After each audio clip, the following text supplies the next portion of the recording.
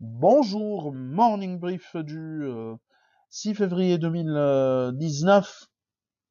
Alors, pour ce matin, on a bien sûr le commentaire d'un marché qui a passé une journée difficile hier, mardi 5 février. Après, je reprendrai la parole pour donner un aperçu sur l'inflation de ce premier mois de l'année 2019 et également un petit mot sur la question des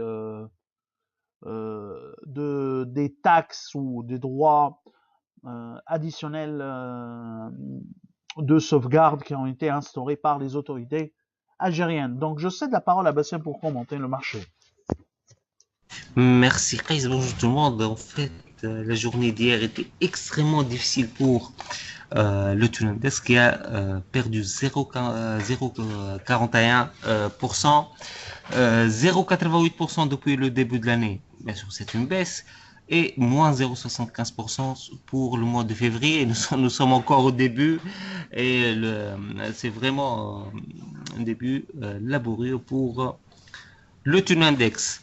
Le volume était très moins hier, 4,7 millions dans 540 000 dinars sur la BT et 446 000 dinars sur les ECF. Donc pour la deuxième journée de suite, donc les deux titres s'accaparent l'essentiel du volume des échanges. Performance, il y a Servicom et Carta Cement, plus 5,83 pour chacune des deux valeurs. Donc c'est un rebond après un début d'année extrêmement difficile. Servicom, elle a perdu plus de 21%, Carta Cement plus de 38%.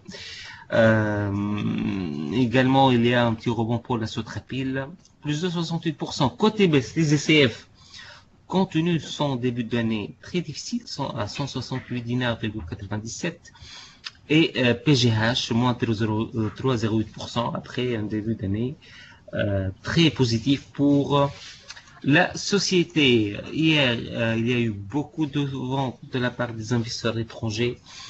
On est sur une vente nette de 270 000 dinars. C'est pas grand chose en valeur absolue, mais par rapport au volume des échanges, bien sûr, sur la place de Tunis, c'est assez significatif. Alors, les ventes ont concerné presque toujours les mêmes titres. Hein. On est à 4 900 titres SFBT, 19 000 titres SOPAT. 7000 titres TNET, donc essentiellement hier, le volume sur TNET était à l'origine de la session des investisseurs étrangers. Les acquisitions, il y a quasiment rien, il y a 1200 dinars d'acquisition. Donc, encore une fois, la tendance qu'on a observée depuis le début de l'année se confirme jour après jour. Le marché est de plus en plus tunisien. Je cède la parole à Ress. Merci Bassem. Donc, alors on commence par la question des taux additionnels, au droit de sauvegarde instaurés par les autorités algériennes. Alors, ça touche différents produits. La liste, bien sûr, est disponible sur notre site, plus précisément sur notre live chat. Vous avez une liste exhaustive de ces produits et articles qui sont soumis aux droits additionnels provisoires selon les autorités algériennes. On verra si ce sont vraiment provisoires ou bien combien ça durera ce provisoire. Alors, une petite révision ou une revue de cette liste impliquerait que probablement tous les produits de consommation ou les biens de consommation sont concernés par ces droits. En ce qui concerne plus précisément SAH, là c'est SAH Algérie qui sera touché en termes de marge puisqu'il y a l'importation de la cellulose à travers Azur Papier ou à partir d'Azur Papier Tunisie. Donc la vraie question concerne la capacité de SAH Algérie à impacter en partie ou totalement la hausse prévue de son input, de son principal input sur ses prix de vente. Donc On pense que, d'une manière générale, avec ces droits, il y aura une baisse des volumes, une légère baisse des volumes sur certains produits qui sont nécessaires et où la production locale en Algérie ne pourrait pas satisfaire la demande, structurellement, elle ne pourrait pas satisfaire la demande, donc les volumes devraient baisser légèrement ou reculer légèrement. Par contre, par exemple, pour le cas des exportateurs tunisiens, il y aura un effet de compensation, effet prix, puisque le dinar tunisien, on attend une baisse encore marquée du dinar tunisien durant ce 2019. Donc, on suivra de près cette question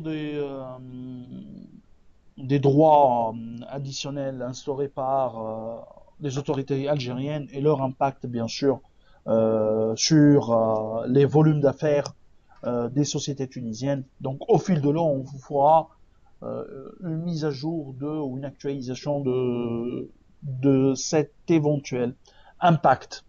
Alors, l'autre actualité également, c'est que le gouvernement annonce un taux d'inflation de 7,1%, donc pour le mois de janvier 2019, donc en baisse par rapport au niveau annoncé au mois de décembre, 7,5%.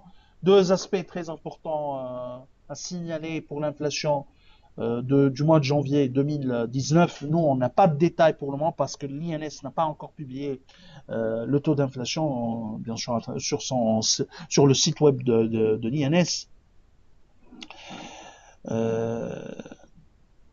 C'est les deux aspects, c'est que l'année dernière, le premier mois a été exceptionnellement négatif puisqu'il y a eu l'introduction ou l'augmentation de la TVA, 1 point, et également l'introduction de droits de consommation, d'augmentation de droits de consommation et de droits de douane sur certains produits. Donc c'était un effet réellement de base, disons, favorable pour l'inflation du mois de janvier 2019. L'autre aspect, c'est qu'il y a eu un changement du panier et mise à jour également de la base de calcul de l'année de base de calcul du taux d'inflation. On n'a pas de détails puisque l'INS n'a pas encore publié. Donc, on pense que pour le mois de janvier, pour l'inflation du mois de janvier 2019, il faudra surtout regarder l'évolution en rythme séquentiel par rapport au mois de décembre 2018. C'est plus pertinent, hein, mais d'une manière générale, les prix ont reculé, le taux d'inflation a reculé durant ce mois de janvier 2019. Alors c'est tout ce qu'on a pour ce matin. Je vous remercie pour votre attention et je vous donne bien sûr rendez-vous à demain matin. Au revoir, à demain.